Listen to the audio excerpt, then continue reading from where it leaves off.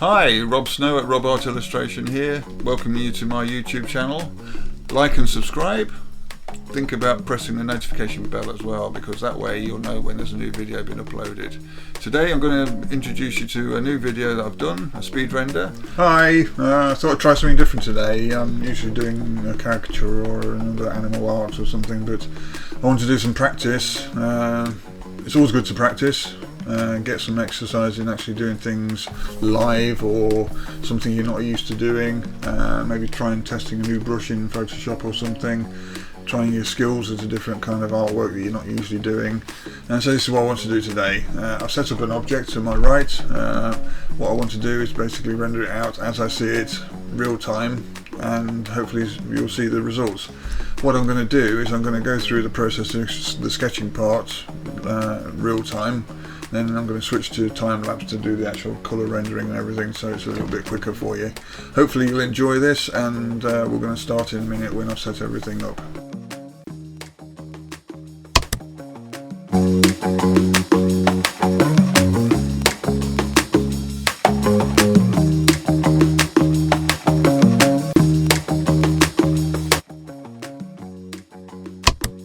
What I tend to normally do is actually go through the process of starting a new document, and I like to go quite high in my size of documents. So my usual size is around 10,000 pixels. Depending on what I'm doing, I'd either choose between 300 or 600, but I'm going to keep it 300, which is reasonably good for printing. You can actually scale it up slightly, any kind of distortion when you're printing it. So I'm going to keep it 10,000, 10,300. So I'm going to create a square document. Okay, now you'll see when I showed you the actual scene I'm doing, it doesn't have pure white, so what we need to do is set up the colour actually to produce the colour of the background, because you don't want to then just put the background in the background afterwards, which is going to create a little bit of an issue. So the sheet I've got here is a slight blue, so I'm going to move this. This is Coolorus as well. I don't know whether you know Coolorus. It's quite a nice little application to use. So I've turned it to blue, and we're just going to find a light bluish white grey colour to match what we see there, and then I'm just going to basically fill the background in with that colour. Okay, maybe it's a little bit lighter than that. Okay, like so. Okay, and that is the starting point. Now, the good thing about using Photoshop is you can use layers, and you'll notice I've got the background layer set there. Now what we need to do is actually make it so anything we do after that is basically on a new layer, and therefore doesn't create an issue when you make a mistake or something. We'll create a new layer. This will be our sketch layer. Now I've got another little plugin that I use and I really love actually, and it helps quite a lot when you're using lots of brushes. Is this one. It's called BrushBox, and it's available PC and Macintosh, so you can find that online. Well worth buying. It's about 15–25 euros, I can't remember, but it's not expensive and it's absolutely fantastic use. Now I've got lots of different brushes I use for certain things, and if I just extend this you'll see it even goes further. And these are my favourite brushes. If I just close the favourite brushes you'll see I've got thousands of brushes in each section, yeah, which basically are good for useful for different things: sketching, ink, oil representation, pastel, all this kind of stuff. So what I've got to do is decide what I want to do this painting as. Maybe I want to do it as a line drawing, ink it in and everything like that, or maybe I want to do it as a oil painting, okay, or fake oil painting if you want to call it digital oil painting. Okay, so what I'm going to do is I'm just going to get the actual pencil drawing first. I'll pause and then I'm going to look through a few of them, the actual brushes, and then decide which kind of thing. I want to do something kind of painty, whether it's kind of a fake kind of wash or acrylic or oil kind of type artwork. With the actual brush for sketching is I use one of my favourites, which is either the pencil, RM pencil at 300 dpi, or something like Inky Doozer, but I'll change the colour of the actual brush whilst I'm actually doing the rendering of the pencil work. But I'm going to go for my usual one, which is this one, okay, which I really like, and you can actually resize it using your tablet as well, so you can get to really big or small. I'm not going to do a solid black, I'm going to actually do a kind of a pencil-y kind of grey colour to do the basic setup.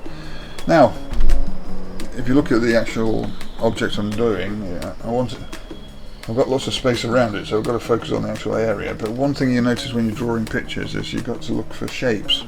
Okay, and that's what creates the ease of actually drawing an object. So, for instance, if I look at the Winnie the Pooh object, his head is a circle, okay, and below that he's got these shapes that create the body area, like so. Okay. So now he's got this long tube for an arm. I'm not doing it accurate at the moment, I'm just trying to get the proportions correct. Okay, like so. And if everything works out fine, it should look like the thing you're looking at, which at the moment it is. Okay. Now this will help improve your observation skills as well. Okay, because it's very important to be aware of how your eye looks as an object. See, that's a little bit off now, so I've got to correct that.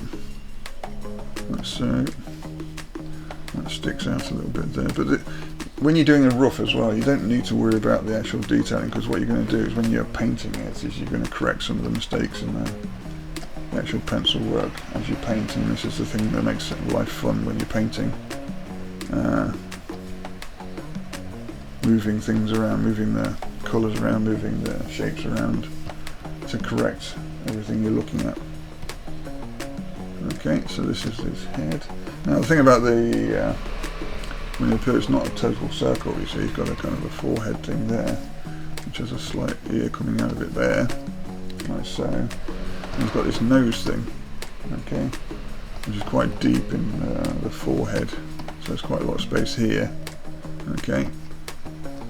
So I'm going to just patch that in quickly, like so. He's got his nose bit. Sorry, that's the local cats. And like so. Okay, you'll notice I've got to kind of give an indication of this seam line, because that's going to help me when I'm painting. Sorry about the cats. Okay, and then we've got the other arm that comes out here. Like so. Now what you got to think about is, I'm not just going to keep the background while I'm designing this. I'm not going to keep the background just the plain colour. I'm going to put all these folds and creases in it as well. So it's important to remember that. So there's a crease coming there. There's a crease coming out of there with a label as well. Okay, and then there's a kind of shape of a crease there, and then a strong crease there. So next to Winnie the Pooh, we've got some juggling balls, because one of the things I used to do at college was juggle. Okay, so I kept them over the years.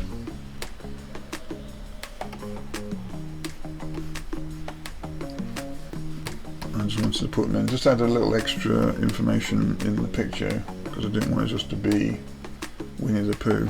That's a lot higher. This comes over there. As I said, it doesn't matter if it's exactly the same, because as long as the proportions look alright and it doesn't look distorted, then you have something that's called artistic license, which allows you to then basically give some freedom to the actual shapes and forms.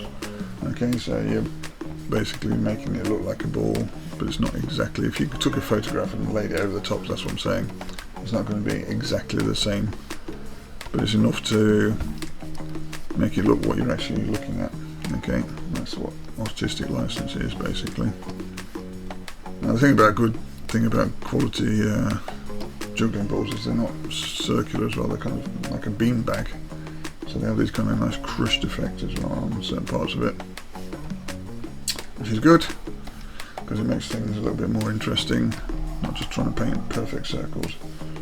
Okay, so that's basically the scene I'm looking at. Okay, as I said, it's just been done in this kind of pencil drawing like I did before. Okay, now what I'm going to do is I'm just going to test a few brushes off camera so I can see what I want to do, and then I'm going to get into the painting, and I'll do that as a time lapse after I've started the introduction. I've looked through my brushes and I found an oil brush that I really like, and it's actually RM Gorgeous Oils, and it's this one here. Okay, so I'm going to be using this. I've never used it before, so I want to test something out I've never done before. And so we're going to start painting. So what I need to do now is just close that down, get my colour palette back, because I'm going to be using this extensively. Normally when I do a painting I actually have a reference image. I don't actually do things live from an object study. So I'll be sampling off the photograph. Now what I can't press onto the actual live object to sample the colour, so I have to try to judge it by my eye and then use the colour palette thing here. Okay, and there's a third plugin I use, which is called Mixoos. Okay, just let's forget that. Which is nice, and you can actually mix colours on the palette here, so if you want it between light and dark, it'll actually mix it for you. Maybe I'll use that during the process, but I tend to just try to pick things off the colour wheel. Okay, so what I'm going to do now is I'm going to start painting. Now I've showed you that thing. All I need to do is select a new layer, which is where it's going to be painted. I'm going to put it underneath so we don't get rid of the lines, so I know where I'm painting basically. And I'm going to do this in time lapse so you can actually then see the whole process. Okay, so let's just start that going.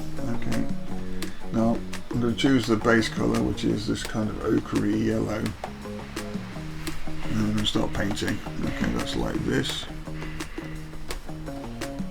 Don't worry too much about the detailing at the moment. You can erase and change as you go through the whole process. Okay, now I'm going to switch over to time lapse. Okay, so you can see the whole process finish.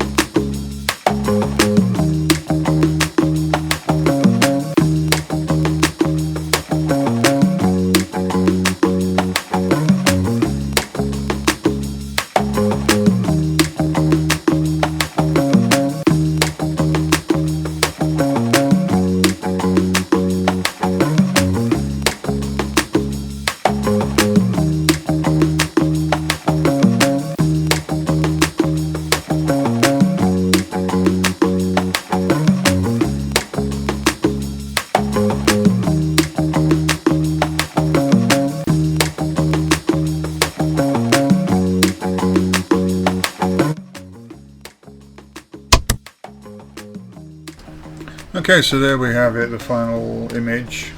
It's just a little test I did. It's not anything accurate. I could actually spend more time adding a little bit more detail and everything, but I just wanted to keep it rough and kind of passionate about the brush strokes and everything. Overall, the actual juggling balls were the easiest part. Even giving the kind of like simple reflections and things was quite nice. I enjoyed doing it. I enjoyed using this brush for the first time. Basically it's RM oils if you wanted to probably think about buying it. And I think I'm going to probably do a few more of these over the next few weeks as a kind of a test to explore and develop my skills and everything. But this is the sort of thing you need to do, you know, to try to kind of get the practice you need to actually improve your art skills and everything. So fully recommend it. It took me 2 hours and I completely enjoyed the whole process. I hope you enjoyed it as well. Thank you for watching the video, and please consider subscribing to my channel, and also press the notification bell so you're aware of when a new video has been uploaded. If you like the video, consider pressing the thumbs up icon, as well as possibly leaving a comment to tell me what you think. Also consider sharing the video on these sites, as well as follow me on these social media channels. Thank you again for watching.